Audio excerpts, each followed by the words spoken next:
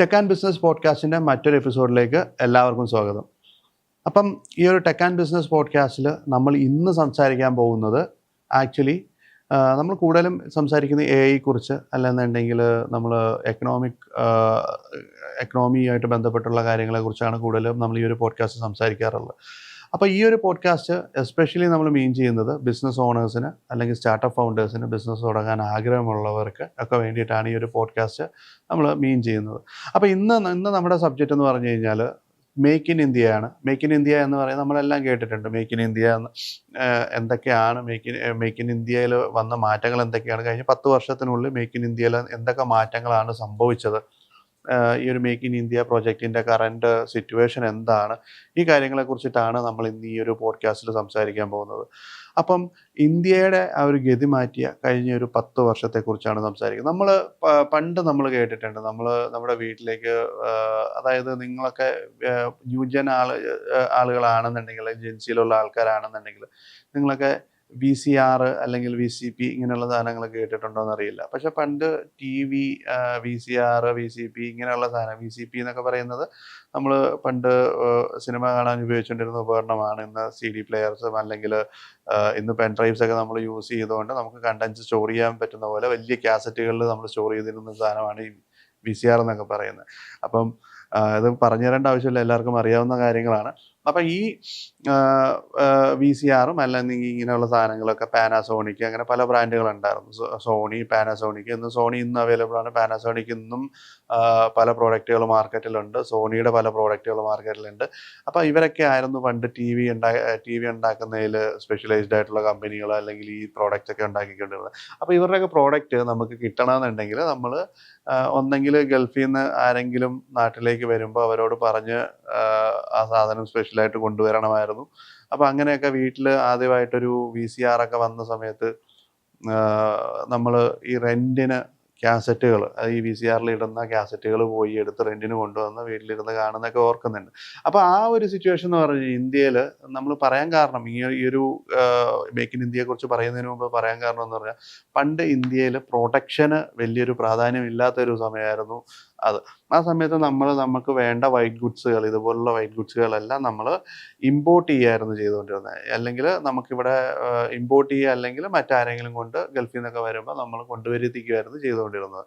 പക്ഷെ അതിന് മുമ്പ് ഒരു സിറ്റുവേഷൻ ഉണ്ടായിരുന്നു. ഇന്ത്യയിൽ വേറെ പല ക്രൈസിസുകൾ ഉണ്ടായിരുന്ന സിറ്റുവേഷൻ ഉണ്ടായിരുന്നു സ്വാതന്ത്ര്യത്തിന് ശേഷം. അതായത് ഫുഡിന് ക്രൈസിസ് ഉണ്ടായിരുന്ന സമയം ഉണ്ടായിരുന്നു. ആ സമയത്തൊക്കെ ഫുഡും പിന്നെ അല്ലെങ്കിൽ വസ്ത്രവും ഇങ്ങനെയുള്ള സാധനങ്ങളൊക്കെ ഡൊണേഷൻസ് ആയിട്ട് US പോലുള്ള പല കൺട്രീസിൽ നിന്ന് നമ്മൾക്ക് വന്നിരുന്ന ഒരു സിറ്റുവേഷൻ ഉണ്ടായിരുന്നു. അതിന് മുമ്പാണെന്നുണ്ടെങ്കിൽ കുറേ പ്രശ്നങ്ങളുള്ള ഒരു രാജ്യമായിരുന്നു നമ്മളുടേത്. പക്ഷെ ഇത് പതുക്കെ ഇതിന് മാറ്റങ്ങളുണ്ടായി. പക്ഷെ ഈ മാറ്റങ്ങളിൽ ഏറ്റവും വലിയ വിപ്ലവം ഉണ്ടായത് ഗ്ലോബലൈസേഷൻ എന്ന് പറയുന്ന ഒരു പ്രോസസ്സിലേക്ക് നമ്മൾ കടന്നപ്പോഴാണ്. അപ്പോൾ ഈ ഒരു ഗ്ലോബലൈസേഷൻ്റെ സ്റ്റേജിൽ നിന്ന് നമ്മൾ കുറേയും കൂടെ മുമ്പോട്ട് പോയപ്പോഴത്തേനും, അപ്പോൾ ആക്ച്വലി ഗ്ലോബലൈസേഷനിൽ നിന്ന് കുറച്ചും കൂടെ മുമ്പോട്ട് വന്നപ്പോഴത്തേനും നമ്മൾ മേക്ക് ഇൻ ഇന്ത്യ എന്ന് പറയുന്നതിന് കൂടുതൽ പ്രാധാന്യം കൊടുക്കാൻ തുടങ്ങി. അതായത് നമ്മുടെ ഇന്ത്യയിൽ തന്നെ ഉൽപ്പാദിപ്പിച്ചുകൊണ്ട് നമ്മുടെ GDP കൂട്ടുകയും നമ്മൾ ഇവിടെ ഇന്ത്യയിൽ തന്നെ കൺസ്യൂം ചെയ്യാൻ വേണ്ടിയിട്ട് പ്രോഡക്റ്റുകൾ ഇന്ത്യയിൽ തന്നെ ഉൽപ്പാദിപ്പിക്കുകയും സർപ്ലസ് വരുന്ന പ്രോഡക്റ്റുകളെ എക്സ്പോർട്ട് ചെയ്യാനും വേണ്ടിയിട്ട് നമ്മുടെ ഗവൺമെൻറ് കൊണ്ടുവന്നൊരു പദ്ധതിയായിരുന്നു മേക്ക് ഇൻ ഇന്ത്യ എന്ന് പറയുന്ന പദ്ധതി. അപ്പോൾ അതിൽ മേക്ക് ഇൻ ഇന്ത്യ പദ്ധതിയിൽ നമ്മൾ നോക്കുകയാണെന്നുണ്ടെങ്കിൽ, നമ്മൾ ഇതിന് മുമ്പ് നമ്മളിവിടെ പ്രൊഡ്യൂസ് ചെയ്തുകൊണ്ടിരുന്ന പ്രോഡക്റ്റുകളൊന്നും സെൽഫ് സഫിഷ്യൻ്റ് അല്ലായിരുന്നു. അതായത് നമുക്ക് ആവശ്യമുള്ള അത്രയും പ്രോഡക്റ്റുകൾ നമുക്ക് പ്രൊഡ്യൂസ് ചെയ്യാനായിട്ട് നമുക്ക് ഇന്ത്യയിൽ സാധിച്ചിരുന്നില്ല. അപ്പോൾ ഈ ഒരു പ്രോജക്റ്റ് വഴി പതുക്കെ നമ്മൾ നെറ്റ് ഇമ്പോർട്ടേഴ്സ് എന്ന് പറയുന്ന ഒരു ലേബലിൽ നിന്ന് നെറ്റ് എക്സ്പോർട്ടേഴ്സ് എന്ന് പറയുന്ന ഒരു ലേബലിലേക്ക് നമുക്ക് മാറാൻ സാധിച്ചു. കഴിഞ്ഞ ഒരു 10 വർഷത്തിനുള്ളിലാണ് ഈ ഒരു ഇത്ര വലിയൊരു ബൂം നമുക്കിവിടെ ഇന്ത്യയിൽ സാധിച്ചത്. അപ്പോൾ അതിൻ്റെ ഡേറ്റാസ് വെച്ചിട്ട് നമുക്കിനി സംസാരിക്കാം, അല്ലെങ്കിൽ എന്തൊക്കെയാണ് ഈ മേക്ക് ഇൻ ഇന്ത്യയിൽ സംഭവിക്കുന്നത് എന്നുള്ള കാര്യങ്ങളെ വെച്ചിട്ട് നമുക്ക് മുമ്പോട്ട് സംസാരിക്കാം. അപ്പോൾ ഈ ഒരു മേക്ക് ഇൻ ഇന്ത്യ എന്ന് പറയുന്ന ഈ ഒരു പ്രോജക്റ്റിൻ്റെ കിക്ക് സ്റ്റാർട്ട് നടന്നത് 2014 2014 ഇത് കിക്ക് സ്റ്റാർട്ട് ചെയ്യുമ്പോഴത്തേനും ഗവൺമെൻറ്റിൻ്റെ മുമ്പിലുള്ള പദ്ധതികൾ ഇതായിരുന്നു. അതായത് ഒരു പുതിയ പ്രോസസ്സിലേക്ക് മാനുഫാക്ചറിങ്സിനെ കൊണ്ടുവരിക. അപ്പോൾ അതിൽ ആദ്യത്തെ കാര്യം അവർ ചെയ്തതെന്ന് പറഞ്ഞു കഴിഞ്ഞാൽ, ഈ റെഡ് ടാപ്പിസം എന്ന് പറയുന്നത് നമ്മുടെ ഗവൺമെൻറ് തലത്തിലോ അല്ലെങ്കിൽ ഗവൺമെൻറ് ഉദ്യോഗസ്ഥ തലത്തിലോ ഒക്കെയുള്ള ഒരു വലിയൊരു പ്രശ്നമാണ് റെഡ് ടാപ്പിസം എന്ന് പറഞ്ഞു കഴിഞ്ഞാൽ. അതായത് ഒരു ഫയൽ കിട്ടിക്കഴിഞ്ഞാൽ ഈ ഫയലിനെ പൂഴ്ത്തി വെക്കുക, ഈ ഫയൽ ചെതലരിക്കുന്നത് വരെ നോക്കാണ്ടിരിക്കുക, ചെതലരിച്ച് കഴിയുമ്പോൾ ഫയൽ ചെതലരിച്ചു എന്ന് പറഞ്ഞ് റിജക്റ്റ് ചെയ്യുക. അപ്പോൾ ഇങ്ങനെയുള്ളൊരു സിറ്റുവേഷൻ ആയിരുന്നു ഇതിന് മുമ്പ് ഇന്ത്യയിലുണ്ടായിരുന്നത്. അപ്പോൾ ആ ഒരു സിറ്റുവേഷനെ മാറ്റാൻ വേണ്ടിയിട്ട് വളരെയധികം എഫേർട്ട് എടുത്തു. റെഡ് ടാപ്പിസം എന്ന് പറയുന്ന ആ സിറ്റുവേഷനെ മാറ്റാൻ വേണ്ടിയിട്ട് ലൈസൻസിങ് എന്ന് പറയുന്ന സിറ്റുവേഷൻ കൊണ്ടുവന്നു. അതായത് ഒരു ബിസിനസ് തുടങ്ങണമെന്നുണ്ടെങ്കിൽ ലൈസൻസിൻ്റെ ക്രമങ്ങൾ വളരെ എളുപ്പമാക്കി, അതിനെ ഓൺലൈനാക്കി, അതിനെ വളരെ ട്രാൻസ്പെറൻ്റ് ആക്കി, അതിനെ വളരെ എളുപ്പമാക്കി. പല കാര്യങ്ങൾ ചെയ്തതോടുകൂടി ലൈസൻസിങ് എന്ന് പറയുന്ന ഒരു പ്രൊസീജിയർ വളരെ എളുപ്പമായി. പക്ഷേ ഇന്നും ഇന്ത്യ ലൈസൻസസ്, ഒരു ബിസിനസ് ലൈസൻസ് അക്വയർ ചെയ്യാൻ വളരെ ബുദ്ധിമുട്ടുള്ള രാജ്യമായിട്ട് തന്നെ നിലനിൽക്കുന്നു എന്നുണ്ടെങ്കിലും, പക്ഷേ ഇപ്പം നേരത്തെ ഉണ്ടായിരുന്ന ഒരു 1990 തൊട്ട് ഒരു 2000 കാലഘട്ടങ്ങളിൽ ബിസിനസ് തുടങ്ങാനായിട്ട് ആഗ്രഹിച്ചിരുന്നവർക്ക് ഉണ്ടായിരുന്നതിനേക്കാൾ എളുപ്പത്തിൽ ഇന്ന് ബിസിനസ് ചെയ്യാനായിട്ട് പറ്റുന്ന ഒരു സിറ്റുവേഷനിലേക്ക്, ഒരു 2010 മുമ്പുണ്ടായിരുന്ന സിറ്റുവേഷനിൽ എത്രത്തോളം ബുദ്ധിമുട്ടുണ്ടായിരുന്നോ അതിൻ്റെ പാതിയിൽ താഴെ ബുദ്ധിമുട്ട് മാത്രമേ ഇന്ന് ബിസിനസ് തുടങ്ങാനായിട്ട് നമുക്ക് വരുന്നുള്ളൂ. അപ്പം ആ ഒരു ലൈസൻസിങ് പ്രോസസ്സുകളും കാര്യങ്ങളൊക്കെ ഈസിയാക്കി ലൈസൻസിങ് കൊണ്ടുവന്നു. അപ്പോൾ ഇങ്ങനെ പല കാര്യങ്ങളും കൊണ്ടുവന്നത് വഴി ബിസിനസ്സിനെ കുറച്ചും കൂടെ ലളിതമായിട്ട് ചെയ്യാനായിട്ട് കൊണ്ടുവന്നു. അത് കഴിഞ്ഞപ്പോൾ നമ്മൾ അവിടെ ലാക്ക് ചെയ്തൊരു കാര്യമാണ് ഇൻഫ്രാസ്ട്രക്ചർ എന്ന് പറയുന്നത്. അതായത് നമുക്ക് ബിസിനസ് ചെയ്യാനായിട്ട് ഒരു ഒരു ലൈസൻസിങ് മാത്രം പോരാ. നമ്മുടെ രാജ്യത്തേക്ക് ബിസിനസ്സുകൾ വരണം, അല്ലെങ്കിൽ ഗ്ലോബൽ ബിസിനസ്സുകൾ ഇന്ത്യയിലേക്ക് വരണം, ഇവിടെ പ്രൊഡക്ഷൻ സ്റ്റാർട്ട് ചെയ്യണമെന്നുണ്ടെങ്കിൽ നമ്മുടെ ഇൻഫ്രാസ്ട്രക്ചർ കറക്റ്റ് ആയിരിക്കണം, അല്ലെങ്കിൽ ഇൻഫ്രാസ്ട്രക്ചർ പക്കയായിരിക്കണം. അപ്പം നമ്മൾ ചൈനയുടെ ഒരു കാര്യം വെച്ച് നോക്കുമ്പോൾ, ചൈന ഇന്ന് ഇത്രത്തോളം വളർന്നത് ആക്ച്വലി അവരതിനു വേണ്ടിയിട്ടുള്ള ആ ഒരു സ്റ്റെപ്പ് അവർ ഏകദേശം ഒരു 1970കളിൽ തന്നെ അതിനുള്ള സ്റ്റെപ്പ് എടുത്തു. പക്ഷെ നമ്മൾ അത് 1990 വരെ ലാഗ് ചെയ്തു. ചൈനയെക്കാളുള്ള ഒരു 20 വർഷത്തേക്ക് ലാഗ് ചെയ്തു. അത് അന്ന് നമ്മൾ ഭരിച്ചിരുന്ന ആളുകളുടെ പ്രശ്നമാണോ എന്ന് ചോദിച്ചു കഴിഞ്ഞാൽ, നമ്മളെപ്പോഴും ഒരു ലെഫ്റ്റ് വിങ് ചിന്താഗതിയുള്ള ആളുകളായിരുന്നു ഇന്ത്യ ഭരിച്ചിരുന്ന ആളുകൾ മുഴുവൻ. അപ്പോൾ എന്താ വെച്ച് കഴിഞ്ഞാൽ, എന്നും ഗവൺമെൻറ് ഒരു ബിസിനസ് റൺ ചെയ്യും, ഈ ഗവൺമെൻറ് ആളുകളെ ഫീഡ് ചെയ്യും എന്നുള്ളൊരു ചിന്താഗതി. അതായത് നമുക്ക് മോസ്കോയുമായിട്ടൊക്കെ ഉള്ളൊരു ബന്ധങ്ങൾ വെച്ചിട്ട് അന്നത്തെ ആ ഒരു കൾച്ചർ നമ്മൾ അഡോപ്റ്റ് ചെയ്തതാണ്. അല്ലെങ്കിൽ നമ്മുടെ കൂടുതൽ രാഷ്ട്രീയക്കാരും മോസ്കോയിൽ പോയി പഠിച്ച ആളുകളാണ്. അങ്ങനെ കുറേ സിറ്റുവേഷൻസ് ഒക്കെ വന്നപ്പോഴാണ് നമുക്കിങ്ങനെ ഒരു ചിന്താഗതിയിലേക്ക് നമ്മൾ വന്നത്. നമ്മൾ ഷനിൽ നമ്മൾ കുറച്ചും കൂടെ, അതായത് ഒരു എക്കണോമിക്ക് വേണ്ട കാര്യങ്ങൾ അഡോപ്റ്റ് ചെയ്യുന്നതിൽ നമ്മുടെ ആളുകൾ കുറേയും കൂടെ പിന്നോട്ട് പോയത്. അപ്പം അതൊരു 1990 വരെ ആ ഒരു സിറ്റുവേഷൻ അങ്ങനെ നിന്നു. അപ്പോൾ ആ ഒരു 90കളിലാണ് നമുക്ക് ബോധോദയം ഉണ്ടായത്, ഗ്ലോബലൈസേഷൻ കൊണ്ടുവരണം. ഗ്ലോബലൈസേഷൻ കൊണ്ടുവന്നു കഴിഞ്ഞാൽ മാത്രമേ നമുക്ക് നമ്മുടെ ഇന്ത്യയിലേക്ക് കൂടുതലായിട്ട് എക്സ്പോർട്ടും ഇമ്പോർട്ടും നമുക്ക് കൂടുതലായിട്ട് ഫോക്കസ് ചെയ്യാൻ പറ്റുകയുള്ളൂ, കൂടുതൽ വിദേശ നാണ്യങ്ങൾ നമുക്ക് കൊണ്ടുവരാൻ സാധിക്കുകയുള്ളൂ എന്നുള്ളൊരു സിറ്റുവേഷൻ നമുക്ക് വന്നപ്പോഴാണ് നമ്മൾ ആ ഒരു ഗ്ലോബലൈസേഷനെ നമ്മൾ സ്റ്റാർട്ട് ചെയ്തത്. അതും ഒരുപാട് വിവാദങ്ങളുണ്ടായി ഗ്ലോബലൈസേഷൻ സ്റ്റാർട്ട് ചെയ്തപ്പം. ഇന്ത്യയിലെ പല ഘടകകക്ഷികളും അന്ന് അത് ചെയ്തപ്പം കോൺഗ്രസ് ഗവൺമെൻറ് ആയിരുന്നു ഉണ്ടായിരുന്നത്. പല ഘടകകക്ഷികളും അവരെ എതിർക്കുകയുണ്ടായി. അപ്പോൾ ആ ഒരു ഗ്ലോബലൈസേഷൻ്റെ ആ ഒരു സെനാരിയോ വളരെ ടാസ്ക് ഉള്ളതായിരുന്നു. അപ്പോൾ ആ ഗ്ലോബലൈസേഷൻ ഇന്ത്യയിലേക്ക് വന്നു. അന്ന് നമ്മുടെ പ്രൈം മിനിസ്റ്റർ ആയിട്ടുള്ള നരസിംഹറാവുവിൻ്റെ കാലത്താണ് ഈ ഒരു ഗ്ലോബലൈസേഷൻ ഇന്ത്യയിൽ ഇൻട്രൊഡ്യൂസ് ചെയ്യുന്നത്. അന്ന് ഫൈനാൻസ് മിനിസ്റ്റർ ആയിരുന്നത് നമ്മുടെ മൻമോഹൻ സിംഗ് ആയിരുന്നു. അപ്പം ഫൈനാൻസിൽ അല്ലെന്നുണ്ടെങ്കിൽ രാജ്യ പുരോഗതിയിൽ നല്ല അഡ്വാൻസ്ഡ് ആയിട്ട് ചിന്തിക്കാൻ കേപ്പബിൾ ആയിട്ടുള്ള 2 ആളുകൾ വന്നപ്പോഴാണ് ഈ ഒരു ഗ്ലോബലൈസേഷൻ ഇന്ത്യയിൽ നടന്നത്. അപ്പം നെഹ്റുവിൻ്റെ കാലഘട്ടങ്ങളിൽ എന്തുകൊണ്ട് ഗ്ലോബലൈസേഷൻ, നെഹ്റു നല്ലൊരു ലീഡർ അല്ലേ എന്ന് ചോദിച്ചു കഴിഞ്ഞാൽ നല്ല ലീഡറാണ്. ആളുകളെ മുമ്പോട്ട് കൊണ്ടുപോകാനായിട്ട് നെഹ്റുവിന് താല്പര്യം ഉണ്ടായിരുന്നു. നല്ല രീതിയിൽ രാജ്യത്തെ മുമ്പോട്ട് കൊണ്ടുപോകാൻ നെഹ്റുവിന് താല്പര്യം ഉണ്ടായിരുന്നു. പക്ഷേ നെഹ്റു ഫേസ് ചെയ്തിരുന്ന കുറേ പ്രശ്നങ്ങളെന്ന് പറഞ്ഞു കഴിഞ്ഞാൽ, നെഹ്റുവിൻ്റെ ഒരു പൊളിറ്റിക്കൽ ഐഡിയോളജിയാണ്. കാരണം എന്താ വെച്ച് കഴിഞ്ഞാൽ, നെഹ്റു എപ്പോഴും ഒരു ലെഫ്റ്റ് ചിന്താഗതിയിൽ നിന്ന ആളാണ്. അപ്പോൾ രാജ്യത്തെ മുമ്പോട്ട് കൊണ്ടുപോകാൻ വേണ്ടിയിട്ടുള്ള കാര്യങ്ങളിൽ പലതിലും നമുക്കൊരു ലാക്ക് വന്നത് ആ ഒരു നെഹ്റുവിൻ്റെ കാലഘട്ടങ്ങളിലാണ്. പക്ഷേ അത് ആ ഒരു 90ൽ നരസിംഹറാവുവിൻ്റെ കാലഘട്ടങ്ങളിൽ അതിലൊരു വേരിയേഷൻ ഉണ്ടായി. അപ്പം നമ്മൾ പറയാനുള്ള കാര്യങ്ങൾ തുറന്നു പറയണം. അത് ഇതിന് മുമ്പുണ്ടായിരുന്ന കാര്യങ്ങൾ എങ്ങനെയായിരുന്നു എന്നുള്ളത് തുറന്നു പറഞ്ഞില്ല എന്നുണ്ടെങ്കിൽ നമ്മളിങ്ങനെ ഈ ഒരു ചാനൽ കൊണ്ടു നടക്കുന്നതിൽ കാര്യമില്ല. കാരണം എവിടുന്നാണ് മാറ്റങ്ങൾ ഉണ്ടായെന്നുള്ളത് ധൈര്യമായിട്ട് തന്നെ തുറന്ന് പറയാനായിട്ട് എനിക്ക് മടിയൊന്നുമില്ല. ഓക്കെ. അപ്പം അവിടെയാണ് നമുക്ക് മാറ്റങ്ങൾ ഉണ്ടായത്. ഓക്കെ. അപ്പം മൂന്നാമത് അപ്പം ആ ഒരു ഇൻഫ്രാസ്ട്രക്ചറിൻ്റെ കാര്യങ്ങളാണ് പറഞ്ഞത്. അപ്പം ഈ നെഹ്റു ഈ ഒരു ആ ഒരു കാലഘട്ടം തൊട്ട് നമ്മുടെ ഇൻഫ്രാസ്ട്രക്ചറിൽ കുറേ അധികം ഗ്ലോബലൈസേഷന് ശേഷം ഡെവലപ്മെൻറ്റുകൾ ഉണ്ടായി. പക്ഷേ ഈ ഒരു ഇൻഫ്രാസ്ട്രക്ചർ ബൂം ഉണ്ടായതെന്ന് പറഞ്ഞു കഴിഞ്ഞാൽ നമുക്കൊരു 2016 ശേഷമാണ് ഇൻഫ്രാസ്ട്രക്ചർ ബൂം ഇന്ത്യയിൽ ഉണ്ടാകുന്നത്. അപ്പം ഇൻഫ്രാസ്ട്രക്ചർ ബൂം എന്ന് പറഞ്ഞാൽ ഇന്ന് നമുക്ക് കാണാം നമ്മുടെ എക്സ്പ്രസ് ഹൈവേസും കാര്യങ്ങളും ഒക്കെ പണി നടക്കുന്ന ഒരു സ്പീഡ്, അല്ലാന്നുണ്ടെങ്കിൽ അതിന് വേണ്ടിയിട്ട് ലാൻഡ് അക്വിസിഷൻ നടക്കുന്നത് അതൊക്കെ എത്ര സ്പീഡിലാണ് നടക്കുന്നത്. അപ്പം ആക്ച്വലി നമുക്കിപ്പോൾ ഇവിടെ ട്രിവാൻഡ്രത്തെ വിഴിഞ്ഞം പോർട്ട് വന്നിട്ടുണ്ട്. അപ്പോൾ ഈ ഒരു പോർട്ടിലേക്ക് വെറുതെ പോർട്ട് ഉണ്ടാക്കിയിട്ടാൽ പറ്റില്ലല്ലോ, ആ പോർട്ടിലേക്കുള്ള കണക്ടിവിറ്റി കറക്റ്റ് ആവണം. അപ്പം വളരെ സ്പീഡിലാണ് ഇന്ന് ഇന്ത്യയിൽ ഇൻഫ്രാസ്ട്രക്ചർ ഡെവലപ്മെൻറ്റ് നടക്കുന്നത്. ഈവൻ നമുക്കൊരു ഫൈറ്റർ ജെറ്റിനെ ലാൻഡ് ചെയ്യിക്കാനോ അല്ലെങ്കിൽ ഒരു കൊമേഴ്ഷ്യൽ എയർക്രാഫ്റ്റിനെ ലാൻഡ് ചെയ്യിക്കാനോ പറ്റുന്ന അത്രയും വലിയ ഹൈവേസ് വരെ ഇന്ന് ഇന്ത്യയിൽ ഉള്ളൊരു സിറ്റുവേഷൻ വന്നിട്ടുണ്ട്. അതുമാത്രമല്ല നമ്മുടെ ട്രാൻസ്പോർട്ടേഷനിൽ റെയിലിലുണ്ടായ മാറ്റങ്ങൾ, അതായത് നമുക്ക് നോക്കുകയാണെന്നുണ്ടെങ്കിൽ ഇപ്പം റെയിൽ ഇൻഫ്രാസ്ട്രക്ചേഴ്സിൽ ഉണ്ടായ മാറ്റങ്ങൾ, അല്ലെങ്കിൽ അതിൽ ഇന്നുണ്ടായിക്കൊണ്ടിരിക്കുന്ന മാറ്റങ്ങൾ, പണ്ട് നമ്മൾ സഞ്ചരിച്ചുകൊണ്ടിരുന്ന രീതിയിലുള്ള ട്രെയിനുകളാണോ ഇന്ന് പോകുന്നത്. അപ്പോൾ ഇങ്ങനെ ഇൻഫ്രാസ്ട്രക്ചറിൽ വളരെയധികം മാറ്റങ്ങൾ ഇന്ന് ഇന്ത്യയിൽ സംഭവിച്ചുകൊണ്ടിരിക്കുന്നുണ്ട്. അപ്പോൾ ഈ ഒരു ഇൻഫ്രാസ്ട്രക്ചറിലുള്ള മാറ്റങ്ങൾ അത് നമ്മുടെ ഇതിൻ്റെ ഒരു സെക്കൻഡ് പില്ലറായിട്ട് വരും. അതായത് ഫസ്റ്റ് എന്ന് പറഞ്ഞാൽ റെഡ് ടാപ്പിസം പോലുള്ള കാര്യങ്ങൾ മാറ്റി ഡീസെൻട്രലൈസ് ചെയ്തു, ഡീലൈസൻസ് ചെയ്തു, ഇങ്ങനെയുള്ള കാര്യങ്ങൾ കൊണ്ടുവന്നപ്പോഴത്തേനും അതൊരു ഫസ്റ്റ് പില്ലറായിരുന്നു ഈ മേക്ക് ഇൻ ഇന്ത്യയുടെ. സെക്കൻഡ് പില്ലർ എന്ന് പറഞ്ഞു കഴിഞ്ഞാൽ ഇൻഫ്രാസ്ട്രക്ചറാണ്. തേർഡ് പില്ലർ എന്ന് പറഞ്ഞു കഴിഞ്ഞാൽ പുതിയ കുറച്ചധികം സെക്ടറുകളെ എടുത്തുകൊണ്ട് ആ സെക്ടറുകളെ ഉത്തേജിപ്പിക്കാൻ വേണ്ടിയിട്ട് ഗവൺമെൻറ് വളരെയധികം പ്രയത്നിക്കുന്നു. അതായത് ഒരു 25 സെക്ടേഴ്സിനെ എടുത്തിട്ടുണ്ട്. ആ 25 സെക്ടേഴ്സിൽ മേക്ക് ഇൻ ഇന്ത്യ പോളിസീസ് വഴി ആ സെക്ടേഴ്സിൽ കൂടുതൽ പ്രൊഡക്ഷനുകൾ കൊണ്ടുവരാനും അവരുടെ പ്ലാന്റുകൾ ഇന്ത്യയിൽ സ്ഥാപിക്കാനും ഒക്കെ വേണ്ടിയിട്ട് ഒരുപാട് കാര്യങ്ങൾ ഇന്ന് ഗവൺമെൻറ് ചെയ്യുന്നുണ്ട്. അതിൽ ഏറ്റവും ഇമ്പോർട്ടൻ്റ് ആയിട്ട് പറയേണ്ടത് ഇലക്ട്രോണിക്സ്, ഡിഫൻസ്, ഫാർമാസ്യൂട്ടിക്കൽ, ഓട്ടോമൊബൈൽസ്. ഇന്ന് ഓട്ടോമൊബൈൽസിൽ ഇന്ത്യ വളരെയധികം ഓട്ടോമൊബൈൽസ് എക്സ്പോർട്ട് ചെയ്യുന്ന ഒരു രാജ്യമായിട്ട് മാറിയിട്ടുണ്ട്.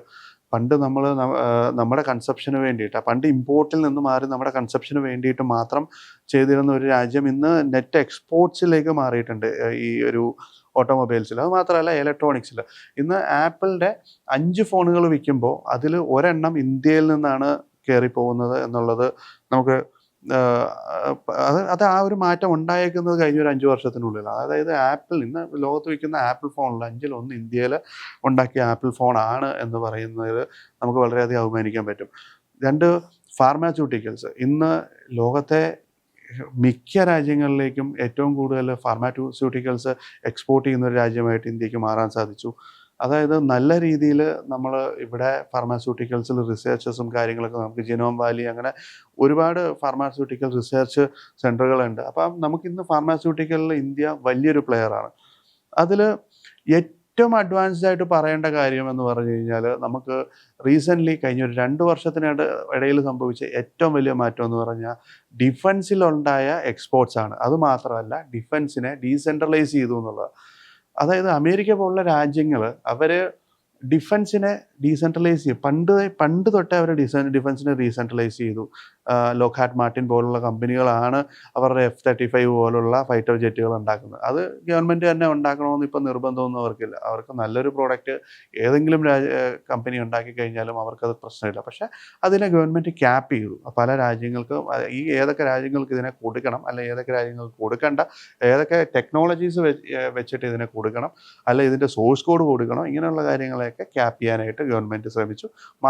പക്ഷേ അതിൻ്റെ പ്രൊഡക്ഷനും അല്ലെങ്കിൽ അതിൻ്റെ R&Dയും ഇങ്ങനെയുള്ള കാര്യങ്ങളുമൊക്കെ പ്രൈവറ്റ് കമ്പനികളെ ഏൽപ്പിച്ചു. അപ്പോൾ അതേ സിറ്റുവേഷനാണ് ഇന്ന് ഇന്ത്യയിൽ ഉണ്ടാകുന്നത്. ഇന്ന് എയറോസ്പേസ് ആണെങ്കിലും, അല്ലാന്നുണ്ടെങ്കിൽ എയർക്രാഫ്റ്റ് ആണെങ്കിലും, അല്ലാന്നുണ്ടെങ്കിൽ ഡിഫൻസുമായിട്ട് ബന്ധപ്പെട്ട മറ്റു പല കാര്യങ്ങൾ, റഡാർ, ഇങ്ങനെയുള്ള കാര്യങ്ങളൊക്കെ ഡെവലപ്പ് ചെയ്യാനാണെങ്കിലും ഒക്കെ പ്രൈവറ്റ് സെക്ടറിനെ ഇന്ന് ഏൽപ്പിച്ചിരിക്കുകയാണ്. നമ്മുടെ രാജ്യത്ത്. അതായത് ഏറ്റവും കൂടുതൽ ഇന്നോവേഷൻ നടക്കുന്ന ഡ്രോൺ ടെക്നോളജിയിലാണ്.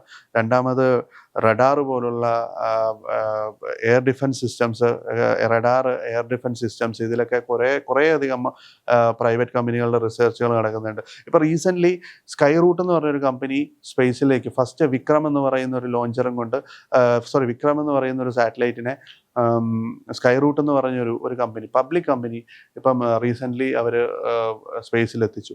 ഇനിയിപ്പം അവർ പറയുന്നത് 2029 കൂടി എല്ലാ മാസവും ഓരോ വിക്രം സാറ്റലൈറ്റ്സ് അവർ ലോഞ്ച് ചെയ്യുന്നു എന്നാണ് പറയുന്നത്. അപ്പം അത് ലോ ഓർബിറ്റ് സാറ്റലൈറ്റുകളാണ് ഈ സ്കൈ റൂട്ട് എന്ന് പറയുന്ന കമ്പനി ചെയ്യുന്നത്. ഇപ്പം നമ്മുടെ റിലയൻസ് ആണെങ്കിൽ ലോ ഓർബിറ്റ് സാറ്റലൈറ്റുകളെ ലോഞ്ച് ചെയ്തിട്ട് സ്പേസ് എക്സ് പോലുള്ള കമ്പനികളെ, അല്ലെന്നുണ്ടെങ്കിൽ അപ്പോൾ ഇലോൺ മസ്കിൻ്റെ സ്റ്റാർലിങ്ക് പോലുള്ള കമ്പനികളെ കോമ്പീറ്റ് ചെയ്യുന്ന രീതിയിൽ ലോ ഓർബിറ്റ് സാറ്റലൈറ്റുകൾ വിടാനായിട്ട് ഇപ്പോൾ ജിയോ പോലുള്ള കമ്പനികൾ പ്ലാൻ ചെയ്തുകൊണ്ട്, അപ്പോൾ ഈ സ്കൈ റൂട്ട് പോലുള്ള കമ്പനികൾ ആയിട്ട് ചേർന്നിട്ടായിരിക്കും ഇവർ ലോ ഓർബിറ്റ് സാറ്റലൈറ്റുകളെ ഡിപ്ലോയ് ചെയ്യുന്നതും. ഈ ലോ ഓർബിറ്റ് സാറ്റലൈറ്റ് വഴി ഇന്ത്യയിൽ ഇന്ന് ഇൻ്റർനെറ്റ് കിട്ടത്തില്ലാത്ത, അല്ലെങ്കിൽ ഇന്ന് എന്താ പറയുക, നമ്മളെ ഒപ്റ്റിക്കൽ ഫൈബർ എത്തിയിട്ടില്ലാത്ത പല ഏരിയകളിലും നമുക്ക് നെറ്റ് കണക്ടിവിറ്റി കിട്ടാനും, അല്ലെന്നുണ്ടെങ്കിൽ നമുക്കിപ്പോൾ ഇത് പല മേഖലകളിൽ ഇത് നമുക്ക് ഉപകാരപ്പെടും. കൃഷിയാണ് ഇതിൽ ഏറ്റവും കൂടുതൽ അഡ്വാൻസ് ആയിട്ട് വരാൻ സാധ്യതയുള്ളൊരു ഏരിയ. കൃഷി, ഡിഫൻസ്, പിന്നെ ഇതിലൊക്കെ ഒരുപാട് അഡ്വാൻസ്മെൻറ്റുകൾ ഉണ്ടാവും ഈ ഒരു ലോ ഓർബിറ്റ് സാറ്റലൈറ്റുകളെ നമുക്ക് ഡിപ്ലോയ് ചെയ്യാൻ പറ്റിയിട്ടുണ്ടെങ്കിൽ. കൃഷി നമുക്ക് കൃഷിയുമായിട്ട് ബന്ധപ്പെട്ട് IoT, അതായത് വലിയ ഓർഗനൈസ്ഡ് ഫാമുകൾ കംപ്ലീറ്റ് വർക്ക് ചെയ്യുന്ന IoT ഡിവൈസസ് യൂസ് ചെയ്തിട്ടാണ്. അവിടെ നമുക്ക് ചിലപ്പം ടവറുകൾ ഉണ്ടാവണമെന്നില്ല, റേഞ്ച് ഉണ്ടാവണമെന്നില്ല. അപ്പോൾ ഇതൊക്കെ വന്നു കഴിഞ്ഞാൽ ഈ ഫാം ഓട്ടോമേഷനും ഒക്കെ നമുക്ക് തകരാറിലാവും. പക്ഷേ ഈ ലോ ഓർബിറ്റ് സാറ്റലൈറ്റ്സുകളെ കൊണ്ടുപോയിട്ട് നമുക്ക് ഈ ഇന്ത്യയുടെ ഏത് ഭാഗത്ത് വേണേലും നമുക്ക് നെറ്റിനെ നമുക്ക്, അല്ലെങ്കിൽ ഒരു റിസീവർ വെച്ചുകൊണ്ട് നമുക്ക് ഇൻ്റർനെറ്റ് ആക്സസ് ചെയ്യാനുള്ള ഓപ്ഷൻ ഉണ്ട്. അപ്പോൾ അങ്ങനെയുള്ള സിറ്റുവേഷനിൽ ഈ IoT ഡിവൈസസ് ഒക്കെ വർക്ക് ചെയ്യിപ്പിക്കാനും, ഫാം ഓട്ടോമേഷൻ, അല്ലെങ്കിൽ ഡിഫൻസിൽ മറ്റ് പല കാര്യങ്ങൾക്ക് വേണ്ടിയിട്ടും, നമുക്ക് ഒരുപാട് കാര്യങ്ങൾക്ക് വേണ്ടിയിട്ട്, അതായത് ഓഫ് ഷോർ ഡ്രില്ലിങ്, അല്ലെങ്കിൽ ഇങ്ങനെ പല കാര്യങ്ങളിലേക്ക് വേണ്ടിയിട്ട് നമുക്ക് ഇതിനെ ഡിപ്ലോയ് ചെയ്യാൻ പറ്റും. അപ്പം അങ്ങനെ ഒരുപാട് കമ്പനികൾ ഡിഫൻസിലും ഒക്കെ ഈ ഒരു പുതുതായിട്ട് പ്രൈവറ്റ് കമ്പനികൾ വരുന്നുണ്ട്. ഇന്ന് നമ്മൾ ഡിഫൻസിൻ്റെ ഒരു നെറ്റ് എക്സ്പോർട്ടറായിട്ട് മാറിക്കൊണ്ടിരിക്കുകയാണ്. നമുക്ക് നമ്മുടെ ബ്രഹ്മോസ് മിസൈൽസ് ആണെന്നുണ്ടെങ്കിലും, അല്ലെങ്കിൽ ആകാശാണെങ്കിലും, നമ്മുടെ ഇങ്ങനെയുള്ള മിസൈൽസ്, അല്ലെന്നുണ്ടെങ്കിൽ ഇന്ന് പ്രൈവറ്റ് ഒരു കമ്പനിയുണ്ട്, പ്രീമിയർ എക്സ്പ്ലോസീവ്സ് എന്ന് പറയുന്ന കമ്പനി. അവർ ഏറ്റവും കൂടുതൽ എക്സ്പോർട്ട് ചെയ്യുന്നതെന്ന് പറഞ്ഞു കഴിഞ്ഞാൽ ഷെല്ലുകളാണ്. ഈ ഷെല്ലുകൾക്ക് വേണ്ടിയിട്ടുള്ള ഔട്ടർ കേസുകളാണ് അവർ എക്സ്പോർട്ട് ചെയ്യുന്നത്. അപ്പോൾ ഈ ഷെല്ലുകൾ എക്സ്പോർട്ട് ചെയ്യുന്ന പ്രീമിയർ എക്സ്പ്ലോസീവ്, അങ്ങനെ ഒരുപാട് കമ്പനികൾ ഇന്ന് ഇന്ത്യയിൽ ഡിഫൻസുമായിട്ട് ബന്ധപ്പെട്ട് പ്രൈവറ്റ് കമ്പനികൾ ഉണ്ട്, അവർ എക്സ്പോർട്ട് ചെയ്യുന്നുണ്ട്. പക്ഷേ ഇത് നമുക്കിതൊരു 10-15 വർഷം അല്ലെങ്കിൽ 20 വർഷങ്ങൾക്ക് മുമ്പ് നമുക്ക് ചിന്തിക്കാൻ പറ്റുന്ന കാര്യമായിരുന്നു എന്ന് ചോദിച്ചു കഴിഞ്ഞാൽ ഡെഫിനറ്റ്ലി ചിന്തിക്കാൻ പറ്റുന്ന ഒരു കാര്യമല്ലായിരുന്നു ഇങ്ങനെ ഒരു ചെയ്യാൻ പറ്റുക. അപ്പോൾ ഇതൊരു മൂന്നാമത്തെ ഇതിൻ്റെ ഒരു പില്ലറാണ് ഈ പുതിയ സെക്ടർ, അല്ലെങ്കിൽ ഈ ഒരു 25 ക്രിട്ടിക്കൽ സെക്ടേഴ്സിനെ എടുത്തു വെച്ചുകൊണ്ട് അതിനെ വളർത്തുക എന്ന് പറയുന്നത്. ഒരു പുതിയ മൈൻഡ് സെറ്റ് കൊണ്ടുവന്നു. എല്ലാത്തിനേക്കാളും കൂടുതൽ ഒരു പുതിയ മൈൻഡ് സെറ്റ് ഗവൺമെൻറ് രൂപീകരിച്ചെടുത്തു. അതായത് പഴയ റിജിഡ് ആയിരുന്ന ഒരു മൈൻഡ് സെറ്റ് ഉണ്ടാവണമല്ലോ.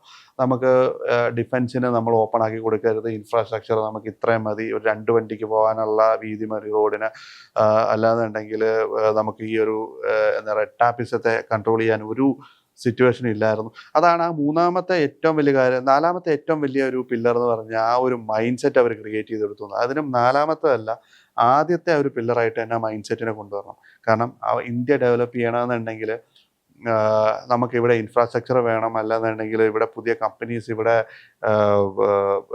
ഇവിടെ പ്രൊഡ്യൂസ് ചെയ്യണം, അല്ലാന്നുണ്ടെങ്കിൽ നമുക്കിവിടെ ഈ റെഡ് ടാപ്പിസത്തിനെയൊക്കെ മാറ്റണം എന്നുണ്ടെങ്കിൽ അതിന് ഏറ്റവും ഇമ്പോർട്ടൻ്റ് ആയിട്ട് വേണ്ടത് മൈൻഡ് സെറ്റാണ്. അപ്പോൾ ആ ഒരു റിജിഡ് മൈൻഡ് സെറ്റിൽ നിന്ന് വളരെ ഈസി മൈൻഡ് സെറ്റിലേക്ക് നമ്മുടെ ഗവൺമെൻറ് മാറി എന്നുള്ളതാണ്. ഒരു ബിസിനസ് തുടങ്ങുന്നുണ്ടെങ്കിൽ എന്നാൽ നിങ്ങൾ ബിസിനസ് തുടങ്ങുക എന്ന് പറയുന്ന ഒരു സെനാരിയോയിലേക്ക് ഉള്ളൊരു മാറ്റം സംഭവിച്ചു. അവിടെയാണ് ഈ ഒരു മൈൻഡ് സെറ്റ് ചേഞ്ചിൽ നിന്നാണ് ഇത്രയും കാര്യങ്ങൾ സംഭവിച്ചതും ഇന്ത്യയിൽ ഇത്രത്തോളം ഈ മേക്ക് ഇൻ ഇന്ത്യ പ്രോജക്റ്റ് ഇത്രത്തോളം സക്സസ്ഫുൾ ആയത്. ഈ പോളിസീസിൽ കുറേയധികം റിഫോംസ് കൊണ്ടുവന്നു. അപ്പോൾ ഈ ഗവൺമെൻറ് ഈ പോളിസീസിൽ കൊണ്ടുവന്നിരിക്കുന്ന മേജറായിട്ടുള്ള റിഫോംസ് എന്ന് പറഞ്ഞു കഴിഞ്ഞാൽ ഫോറിൻ ഡയറക്റ്റ് ഇൻവെസ്റ്റ്മെൻറ്റ് ലിബറലൈസ് ചെയ്തു. ഫോറിൻ ഡയറക്റ്റ് ഇൻവെസ്റ്റ്മെൻറ്റ് എന്ന് പറഞ്ഞു കഴിഞ്ഞാൽ വിദേശ രാജ്യത്തുള്ള കമ്പനികൾക്ക് ഇന്ത്യയിൽ കൊണ്ടുവന്നിട്ട് ഡയറക്റ്റ് ഇൻവെസ്റ്റ് ചെയ്യാനുള്ള ഒരു ബാരിയർ ഉണ്ടായിരുന്നു. പല സെക്ടറിലുള്ള കമ്പനികൾക്ക് ഇന്ത്യയിൽ ഡയറക്റ്റ് കൊണ്ടുവന്ന് ഇൻവെസ്റ്റ് ചെയ്യാനായിട്ട് ബുദ്ധിമുട്ടായിരുന്നു. അപ്പോൾ അതിനെ വളരെയധികം ലിബറലൈസ് ചെയ്തു എന്നുള്ളതാണ് ആദ്യം ചെയ്ത ഏറ്റവും വലിയ കാര്യം എന്ന് പറയുന്നത്. അതിൽ മേജർ സെക്ടേഴ്സ് എന്ന് പറഞ്ഞു കഴിഞ്ഞാൽ ഡിഫൻസ് ആണ്. ഡിഫൻസിൽ വിദേശ കമ്പനികൾക്ക് ഡയറക്റ്റ് ഇവിടെ വന്ന് ഇൻവെസ്റ്റ് ചെയ്യാം. 100 ചില കമ്പനീസിന് 100%, ചില സെക്ടേഴ്സിന് 100%ഓളം തന്നെ ഇന്ത്യയിൽ ഇൻവെസ്റ്റ് ചെയ്യാവുന്ന ഒരു സിറ്റുവേഷൻ വന്നു. ഡിഫൻസിനൊക്കെ ഒരു 49% വിദേശ കമ്പനികൾക്ക് ഇന്ത്യയിൽ ഇൻവെസ്റ്റ് ചെയ്യാം. ആ കൂട്ടത്തിൽ ഇന്ത്യൻ കമ്പനീസിന് ഒരു 51% കൂടെ ചേർത്തിട്ട് ഒരു 100% ലെവലിലേക്ക്, അത് വിദേശ കമ്പനികൾക്ക് 49% ഡിഫൻസിൽ ഇന്ത്യയിൽ ഇൻവെസ്റ്റ് ചെയ്യാവുന്ന ഒരു സിറ്റുവേഷൻ വന്നു. അപ്പോൾ അങ്ങനെയാണ് നമ്മൾ ഈ ഇടയ്ക്ക് ടാറ്റ ഒരു എയർക്രാഫ്റ്റ് ഉണ്ടാക്കുകയൊക്കെ ചെയ്തില്ല. അപ്പോൾ അത് ഈ രീതിയിലാണ് വന്നത്. അപ്പം ലോക്ഹാർഡ് മാർട്ടിൻ ഒരു 49% ടാറ്റയുടെ ആ ഒരു പ്രൊഡക്ഷൻ പ്ലാന്റിൽ ഇൻവെസ്റ്റ് ചെയ്തു. ടാറ്റ ബാക്കി 51% ഇൻവെസ്റ്റ് ചെയ്തു. അങ്ങനെ അവർ തമ്മിലൊരു സ്ട്രാറ്റജിക് ടൈപ്പ് ഉണ്ടായി. അങ്ങനെ ആ ഒരു ഇൻവെസ്റ്റ്മെൻറ്റിലാണ് ആ ഒരു നമ്മൾ ഇവിടുന്ന് ഒരു കാരിയർ എയർക്രാഫ്റ്റ്, അതായത് ഡിഫൻസ് കാരിയർ എയർക്രാഫ്റ്റ് ഒക്കെ നമ്മൾ ഉണ്ടാക്കിയത്. അപ്പം അങ്ങനെ നമ്മൾ നോക്കുകയാണെന്നുണ്ടെങ്കിൽ ഈ ഒരു മേഖലയിലേക്ക് ടെലികോം അല്ലെന്നുണ്ടെങ്കിൽ റെയിൽ ഇൻഫ്രാസ്ട്രക്ചർ, ഇങ്ങനെയുള്ള മേഖലകളിലേക്കൊക്കെ ഓട്ടോമാറ്റിക് അപ്രൂവലും കൊണ്ടുവന്നു. അതായത് ഒരു ഇൻവെസ്റ്റ്മെൻറ്റ് ഒരു ഫോറിൻ കമ്പനിക്ക് ചെയ്യണമെന്നുണ്ടെങ്കിൽ അതിൻ്റെ അപ്രൂവൽസ് ഓട്ടോമേറ്റ് ചെയ്തു. അപ്പോൾ അങ്ങനെയൊക്കെ വന്നു കഴിഞ്ഞപ്പോഴത്തേനും ഈ ഉദ്യോഗസ്ഥ ലെവലിലുള്ള പേപ്പറുകളോ അല്ല പേപ്പർ വർക്കുകളോ ഒക്കെ അവോയ്ഡ് ചെയ്തുകൊണ്ട് അവർക്ക് ഡയറക്റ്റ് ഇൻവെസ്റ്റ്മെൻറ്റുകളിലേക്ക് വരാൻ സാധിച്ചു. അപ്പോൾ റീസെൻ്റ്ലി സുനിൽ മിത്തൽ പറഞ്ഞത് ഇന്ന് വരെയുള്ള സുനിൽ മിത്തൽ എന്ന് പറയുന്നത് എയർടെലിൻ്റെ ഫൗണ്ടറാണ്. അപ്പോൾ അദ്ദേഹം പറയേണ്ട ഇന്ന് വരെയുള്ള ഓപ്ഷനുകൾ, അതായത് 2G 3G ഇതെല്ലാം ഓപ്ഷനുകളായിരുന്നല്ലോ. ഈ ഓപ്ഷനുകളിൽ ഏറ്റവും ട്രാൻസ്പെറൻ്റ് ആയിട്ടും അല്ല ഏറ്റവും എളുപ്പവും നടന്ന ഒരു ഓപ്ഷൻ എന്ന് പറയുന്നത് 5Gയുടെ ഓപ്ഷൻ ആയിരുന്നു എന്ന് പുള്ളി കുറേ നാളുകൾക്ക് മുമ്പ് പറയുകയുണ്ടായി. അതായത് 5Gയുടെ ഓപ്ഷൻ വളരെ ട്രാൻസ്പെറൻ്റ് ആയിട്ട് നടന്നു, പെട്ടെന്ന് നടന്നു. നമ്മളൊക്കെ ഈ 2G കഴിഞ്ഞിട്ട് 3Gയിലേക്ക് വരാനായിട്ട് നമ്മൾ ഏകദേശം ഒരു 2-3 വർഷം വെയിറ്റ് ചെയ്യേണ്ടി വന്നു. നമ്മുടെ ഏരിയകളിലൊക്കെ 2G വരാൻ വേണ്ടിയിട്ട്. ഈ 2Gന്ന് 3G വരാൻ വേണ്ടിയിട്ട് കുറേ അധികം വെയിറ്റ് ചെയ്യേണ്ടി വന്നു. പക്ഷേ 3Gന്ന് 4G വരാനായിട്ട് കുറേ അധികം വെയിറ്റ് ചെയ്യേണ്ടി വന്നു. പക്ഷേ ഈ 5G എന്ന് പറയുന്നത് ഓപ്ഷൻ നടന്ന് വിതിൻ ഒരു 2-3 ആഴ്ചകൾക്കുള്ളിൽ തന്നെ ഈ 5G എല്ലാ മേഖലകളിലും, അത് ഈവൻ റിമോട്ട് ഏരിയാസിൽ പോലും സർക്കുലേറ്റ് ചെയ്യാൻ തുടങ്ങിയ ഭയങ്കര അതിശയത്തോടു കൂടിയാണ് എല്ലാവരും നോക്കിയത്. 5G വന്നോ എന്ന് പോലും അറിയത്തില്ലാത്ത രീതിയിൽ 5G ഡിസ്ട്രിബ്യൂട്ട് ചെയ്യുന്ന ഒരു രീതിയിലേക്ക് വന്നു. അപ്പം ഏകദേശം ഒരു വർഷത്തിനുള്ളിൽ ഇന്ത്യയിൽ എല്ലായിടത്തും 5G എത്തുന്ന രീതിയിലേക്ക് മാറി. അപ്പോൾ അത്രത്തോളം ട്രാൻസ്പെറൻറ്റും അത്രത്തോളം ഫാസ്റ്റുമായിട്ടായിരുന്നു ആ കാര്യങ്ങൾ നടന്നിരുന്നത്.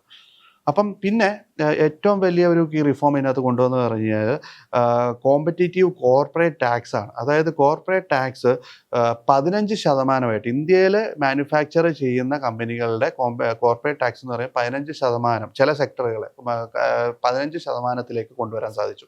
അത് ഏഷ്യയിലെ തന്നെ ഏറ്റവും നല്ല, സൗത്ത് ഈസ്റ്റ് ഏഷ്യയിലെ തന്നെ ഏറ്റവും മികച്ച ടാക്സ് റേറ്റുകളിൽ ഒന്നാണ് ഈ 15% എന്ന് പറയുന്നത്. അങ്ങനെ നമുക്ക് ഒരുപാട് ഫോറിൻ ഡയറക്റ്റ് ഇൻവെസ്റ്റ്മെൻറ്റുകൾ ആ രീതിയിൽ നമുക്ക് ഇന്ത്യയിലേക്ക് വന്നു. അപ്പം ഇതൊക്കെയാണ് ഈ ഒരു എന്താ പറയുക കീ റിഫോംസ്, അല്ലെങ്കിൽ ഈ ഒരു ഗെയിമിൽ കീ റിഫോംസ് ആയിട്ട് വന്നിരിക്കുന്ന കാര്യങ്ങളെന്ന് പറയുന്നത്. പിന്നെ ഇതിനകത്ത് ഏറ്റവും വലിയ ഗെയിം ചേഞ്ചർ എന്ന് പറഞ്ഞാൽ PLI സ്കീം എന്നുള്ളതാണ്, പ്രോഡക്റ്റ് ലിങ്ക് ഇൻസെൻറ്റീവ്സ് എന്ന് പറയുന്നത്.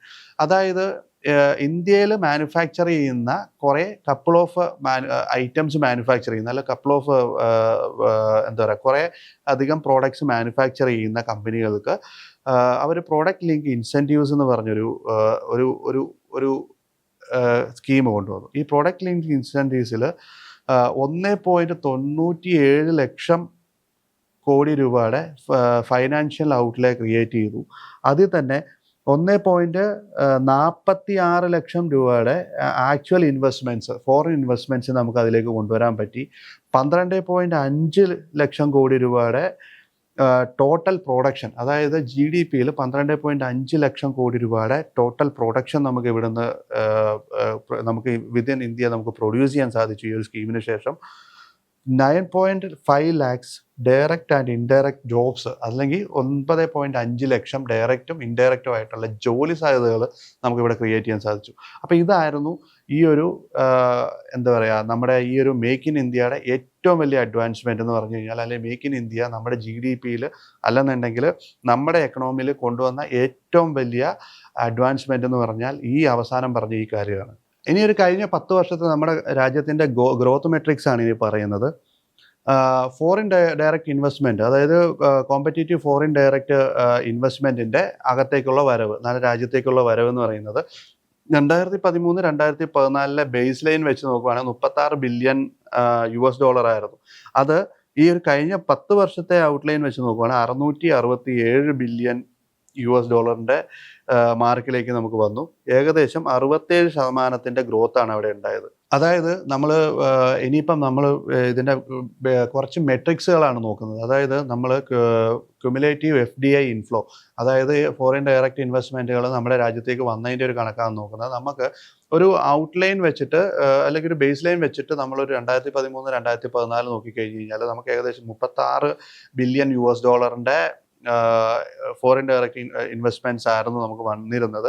പക്ഷേ ഈ ഒരു കഴിഞ്ഞ 10 വർഷത്തിനിടയ്ക്ക് അത് $667 ബില്യൺ ഫോറിൻ ഡയറക്റ്റ് ഇൻവെസ്റ്റ്മെൻറ്റ് ഇന്ത്യയിലേക്ക് വന്നിട്ടുണ്ട്. അപ്പോൾ അത് വലിയൊരു ജമ്പാണ്.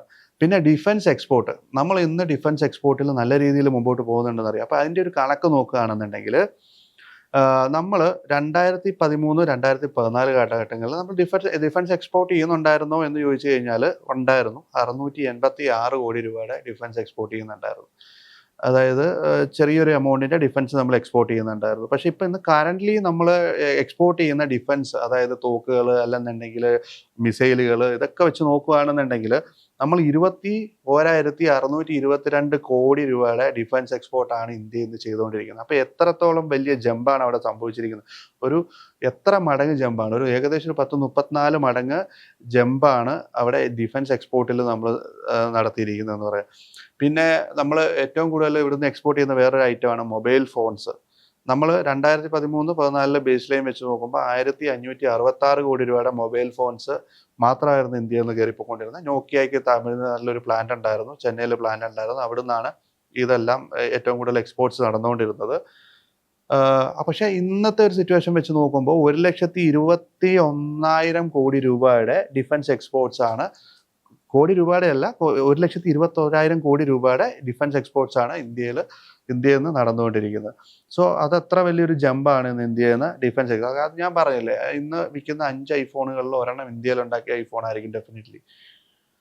പിന്നെ നമുക്ക് ഈസ് ഓഫ് ഡൂയിങ് ബിസിനസ്, അതിനെക്കുറിച്ച് നമ്മൾ പറഞ്ഞു. പണ്ടത്തെ അത്രയും ബുദ്ധിമുട്ടില്ലെങ്കിലും ഇന്നും ഇന്ത്യയിൽ ബിസിനസ് ചെയ്യാൻ ബുദ്ധിമുട്ടുള്ള രാജ്യമാണ് ഇന്ത്യ. പക്ഷേ പണ്ട് ഒരു 2013-14 മുമ്പുള്ള കാലഘട്ടങ്ങളിൽ നമ്മുടെ ഈസ് ഓഫ് ഡൂയിങ് ബിസിനസിൻ്റെ റാങ്കിങ് എന്ന് പറഞ്ഞു കഴിഞ്ഞാൽ 142 അതിന്ന് മാറിയിട്ട് നമുക്ക് 63 റാങ്കിലേക്ക്, അതായത് പെട്ടെന്ന് ബിസിനസ്സിൻ്റെ പേപ്പർ വർക്കുകൾ തീർക്കാനും അല്ലെന്നുണ്ടെങ്കിൽ പെട്ടെന്ന് കാര്യങ്ങൾ ചെയ്യാൻ വേണ്ടിയിട്ട് 63 റാങ്കിങ്ങിലേക്ക് നമ്മൾ വന്നിട്ടുണ്ട്. അപ്പം നമ്മൾ ഒരു 79 പൊസിഷൻസിനെ കട്ട് ചെയ്ത് 63 റാങ്കിങ്ങിലേക്ക് വന്നിട്ടുണ്ട്. സോ അത് വലിയൊരു അച്ചീവ്മെൻ്റ് ആണ്. അപ്പോൾ ഇനിയിപ്പോൾ അടുത്തൊരു 10 വർഷത്തിന് ശേഷം നമ്മൾ ലോകത്ത് ഏറ്റവും കൂടുതൽ ബിസിനസ് ചെയ്യാൻ എളുപ്പമുള്ള രാജ്യങ്ങളുടെ പട്ടികയിലേക്ക് വീണ്ടും നമ്മൾ മുമ്പോട്ട് പോകാൻ തന്നെ സാധ്യതയുണ്ട്. കാരണം ഒരുപാട് മാറ്റങ്ങൾ ആ ഏരിയയിൽ നടക്കുന്നുണ്ട്. ഇനിയിപ്പോൾ നമ്മൾ പറയാൻ പോകുന്നത് ഇലക്ട്രോണിക് ആൻഡ് മൊബൈൽ റെവല്യൂഷനെ കുറിച്ചിട്ടാണ്. നമ്മൾ 2014 നമുക്ക് ആവശ്യമുള്ള മൊബൈൽ ഫോണുകളുടെ 78% നമ്മൾ ഇമ്പോർട്ട് ചെയ്യുക ചെയ്തുകൊണ്ടിരുന്നത്. ചൈന അല്ലെങ്കിൽ മറ്റു രാജ്യങ്ങളിൽ നിന്ന് നമ്മൾ ഇമ്പോർട്ട് ചെയ്യുകയാണ് ചെയ്തുകൊണ്ടിരുന്നത്. അപ്പം നമ്മൾ ആ ഒരു നെറ്റ് ഇമ്പോർട്ട് എന്ന് പറയുന്ന ആ ഒരു സെനാരിയോയിൽ നിന്ന് ഇന്ന് നമ്മൾ എത്തിയിരിക്കുന്നത് നമുക്ക് വേണ്ട മൊബൈൽ ഫോണുകളുടെ 99% മാനുഫാക്ചർ ചെയ്യുകയാണ് ചെയ്യുന്നത്. അപ്പോൾ മൊബൈൽ ഫോൺസ് എന്ന് പറയുന്നത് ഇന്ന് മൊബൈൽ ഫോൺസിൽ നമ്മൾ ഇമ്പോർട്ട് ചെയ്യുന്നത് 1% മാത്രമാണ്. നമ്മൾ മാനുഫാക്ചർ ചെയ്യുന്നത് നമ്മൾ 99% മൊബൈൽ ഫോണുകൾ ഇന്ന് ഇന്ത്യയിൽ തന്നെ ലോക്കലി അസംബിൾ ചെയ്യുന്നു, അല്ല മാനുഫാക്ചർ ചെയ്യുന്ന ഒരു സിസ്റ്റത്തിലേക്ക് നമ്മൾ വന്നു. പിന്നെ ആപ്പിളിൻ്റെ ഒരു എക്കോസിസ്റ്റം ബൂം എന്ന് പറഞ്ഞു കഴിഞ്ഞാൽ ഐഫോൺ പ്രൊഡക്ഷൻ ഇന്ത്യയിൽ ഇപ്പം $10 ബില്യൺ ഐഫോണുകൾ ഇന്ത്യയിൽ നിന്ന് മാനുഫാക്ചർ ചെയ്യുന്നുണ്ട്. അതിൽ $7 ബില്യൺ ഐഫോണുകൾ ഇന്ത്യയിൽ നിന്ന് എക്സ്പോർട്ട് ചെയ്യുകയാണ് ചെയ്യുന്നത്. അപ്പോൾ നമ്മൾ പണ്ട് ഇമ്പോർട്ട് ചെയ്ത് മൊബൈൽ ഫോണുകൾ ഇമ്പോർട്ട് ചെയ്യുന്ന ഒരു രാജ്യത്തിൽ നിന്ന് ഇന്ന് എക്സ്പോർട്ടിലേക്ക് പോയി. അപ്പം നമ്മൾ അന്നത്തെ ഒരു സിറ്റുവേഷൻ 2014 ആളുകളുടെ കയ്യിലുള്ള മൊബൈലുകളുടെ എണ്ണവും ഇന്നത്തെ ഉള്ള എണ്ണവും വെച്ച് നോക്കുമ്പോഴത്തേനും തന്നെ നമുക്ക് അതിലുള്ള വേരിയേഷന് മനസ്സിലാവും. അന്നത്തെ ഉള്ള എണ്ണമല്ല ഇന്ന് ആളുകളുടെ കയ്യിൽ മൊബൈൽ ഉള്ളത്. കാരണം എല്ലാവരും തന്നെ 1-2 മൊബൈൽ കൂടുതൽ ഉപയോഗിക്കുന്ന ആളുകളാണ്. അപ്പം അതും കൂടെ വെച്ച് നോക്കുമ്പോഴത്തേനും നമ്മൾ 99% മൊബൈൽസ് ഇവിടെ തന്നെ മാനുഫാക്ചർ ചെയ്യുകയാണ്, പിന്നെ എക്സ്പോർട്ടും ചെയ്യുന്നുണ്ട് എന്ന് പറയുന്നത് വലിയ കാര്യമാണ്, അല്ലേ?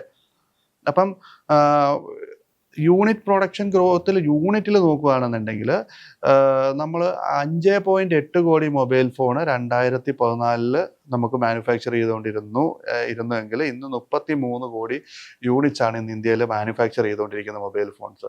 അപ്പം നമുക്ക് ഇത്രയും മൊബൈൽ ഫോൺസിൻ്റെ ആവശ്യമില്ലാത്തത് കൊണ്ട് നമ്മൾ കുറേ എണ്ണം എക്സ്പോർട്ട് ചെയ്ത് ബാക്കി രാജ്യങ്ങൾക്ക് കൊടുക്കുന്നത്. അപ്പോൾ അതുപോലെ തന്നെയാണ് ഡിഫൻസിൻ്റെ കാര്യം. ഇന്ന് ഡിഫൻസിൻ്റെ കാര്യം നോക്കുകയാണെങ്കിൽ ആത്മനിർഭർ ഭാരത് എന്ന് പറയുന്ന ഒരു പ്രൊജക്റ്റ് വഴി 1.27 ലക്ഷം കോടി രൂപയുടെ ഡിഫൻസ് ആണ് നമ്മളിവിടെ ഇന്ത്യയിൽ തന്നെ മാനുഫാക്ചർ ചെയ്യുന്നത്, ഇവിടുന്ന് നമ്മൾ എക്സ്പോർട്ട് ചെയ്തുകൊണ്ടിരിക്കുന്നത്. അപ്പോൾ അതിൽ നമ്മൾ പറയുകയാണെന്നുണ്ടെങ്കിൽ INS വിക്രാന്ത് പോലുള്ള നേവി ഷിപ്പുകൾ, അല്ലെങ്കിൽ തേജസ് LCA എയർക്രാഫ്റ്റ്, തേജസ് എന്ന് പറയുന്നത് നമ്മൾ തന്നെ ഡെവലപ്പ് ചെയ്തെടുത്തൊരു LCA എയർക്രാഫ്റ്റ് ഉണ്ട്, BrahMos supersonic missiles, ATAGS artillery system, ഇങ്ങനെയുള്ള സാധനങ്ങളൊക്കെ നമ്മൾ ഇന്ത്യയിൽ തന്നെ മാനുഫാക്ചർ ചെയ്യുന്ന സാധനങ്ങളാണ്, അല്ലെങ്കിൽ നമ്മൾ തന്നെ ഡെവലപ്പ് ചെയ്ത ടെക്നോളജിയാണ്. അപ്പോൾ ഇതിൽ ഡിഫൻസ് എക്സ്പോർട്ട് വരുന്നത് 23,622 കോടി രൂപയുടെ ഡിഫൻസ് എക്സ്പോർട്ടും വരുന്നുണ്ട് 2025. അത്രയും വലിയ ഡിഫൻസ് എക്സ്പോർട്ടും നമ്മൾ ചെയ്തിട്ടുണ്ട്. അപ്പോൾ നമ്മൾ മെയിനായിട്ട് എക്സ്പോർട്ട് ചെയ്യുന്ന രാജ്യങ്ങളിൽ USA, അർമേനിയ, ഫ്രാൻസ് പോലുള്ള രാജ്യങ്ങളൊക്കെ ഉണ്ട്. അപ്പം നമ്മൾ USA, അർമേനിയ, ഫ്രാൻസ്, പണ്ട് നമ്മൾ US-ൻ്റെ കയ്യിൽ നിന്ന് വെപ്പൻസ് മേടിക്കാനായിട്ട് ആഗ്രഹിച്ചിരുന്ന ഇന്ന് നമ്മൾ USA-ക്ക് വെപ്പൻസ് കൊടുക്കുന്നുണ്ട്. അർമേനിയ നമ്മുടെ വലിയൊരു ബയറാണ്. അർമേനിയക്ക് നമ്മൾ നമ്മുടെ ബ്രഹ്മോസ് ക്രൂസ് മിസൈൽ പോലുള്ള മിസൈലുകൾ നമ്മൾ കൊടുക്കുന്നുണ്ട്. അപ്പോൾ ഇതൊക്കെ നമ്മൾ ഇന്ന് ചെയ്തുകൊണ്ടിരിക്കുന്ന കാര്യങ്ങളാണ്. ഇത് ഇത്രയും മാറ്റങ്ങൾ നമ്മുടെ ടോട്ടൽ എക്സ്പോർട്ടിലും അല്ലെങ്കിൽ GDP-യിലും നമുക്ക് ഉണ്ടായിട്ടുണ്ട്. പിന്നെ ഇനിയിപ്പം ഏറ്റവും വലിയൊരു ഡെവലപ്മെൻറ്റ് ഇന്ത്യയിൽ നടക്കാൻ പോകുന്നതെന്ന് പറഞ്ഞു കഴിഞ്ഞാൽ കണ്ടക്ടേഴ്സിൻ്റെ ഒരു പ്രൊഡക്ഷനിലാണ്. സെമി കണ്ടക്ടേഴ്സ് മിഷൻ എന്ന് പറയും. അപ്പം അത് ആക്ച്വലി ഒരു 76,000 കോടി രൂപയുടെ ഇൻസെൻറ്റീവ് പാക്കേജാണ് ഇപ്പോൾ സെമി കണ്ടക്ടേഴ്സിൻ്റെ പാക്കേജിങ് അല്ലെ ഫാബ്രിക്കേഷന് വേണ്ടിയിട്ടും അല്ലെ പാക്കേജ് ചെയ്യുന്ന കമ്പനികൾക്ക് വേണ്ടിയിട്ടും മാറ്റിവെച്ചിരിക്കുന്നത്. അപ്പം ഇത് ഗുജറാത്ത്, ആസാം പോലുള്ള സംസ്ഥാനങ്ങൾ ഇത് നന്നായിട്ട് യൂട്ടിലൈസ് ചെയ്തു തുടങ്ങി.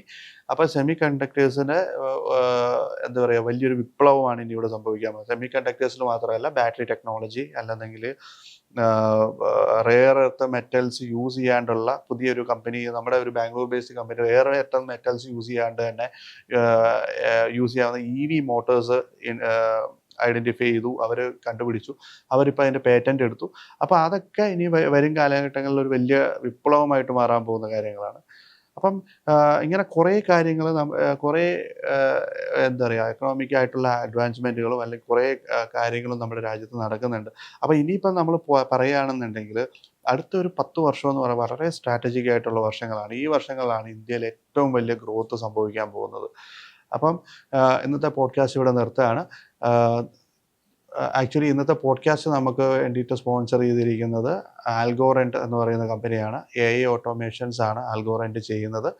അപ്പം നിങ്ങളുടെ കമ്പനികളിൽ നിങ്ങൾ AI എന്താണെന്നുള്ളൊരു ഇൻട്രഡക്ഷൻ നിങ്ങൾക്ക് കിട്ടാനും, അല്ലെങ്കിൽ നിങ്ങളുടെ പല ടാസ്കുകളെയും ഓട്ടോമേറ്റ് ചെയ്ത് വളരെ ഈസി ആയിട്ട് ചെറിയ സമയം കൊണ്ട് വലിയ സമയം എടുത്തിരുന്ന ടാസ്കുകളെ നമുക്ക് മൈന്യൂട്ട് കാര്യങ്ങൾ ചെയ്തുകൊണ്ട് നമുക്ക് എന്താ പറയുക, ആ ടാസ്കുകളെ ചെറുതാക്കാനും വേണ്ടിയിട്ട് നമുക്ക് AI ഓട്ടോമേഷൻസ് ചെയ്യാം. അപ്പോൾ അങ്ങനത്തെ AI ഓട്ടോമേഷൻസിൻ്റെ റിക്വയർമെൻറ്റ്സ് നിങ്ങൾക്ക് ഉണ്ടെന്നുണ്ടെങ്കിൽ നിങ്ങൾക്ക് കോൺടാക്ട് ചെയ്യാം.